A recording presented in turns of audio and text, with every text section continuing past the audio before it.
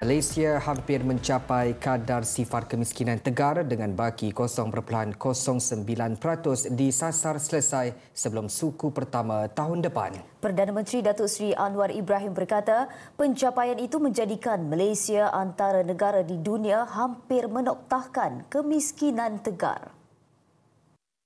Berucap pada program Rancakan Madani bersama Malaysiaku di Putrajaya siang tadi, Datuk Seri Anwar berkata sehingga September lalu, kadar pengangguran juga semakin mengecil. Dan saya beritahu kepada pegawai termasuk unit penerasan, kalau 0.09% jumlah yang terkecil yang boleh dan mampu kita selesaikan sebelum suku tahun pertama 2026. Begitu juga kadar pengangguran sekitar 3% bulan September.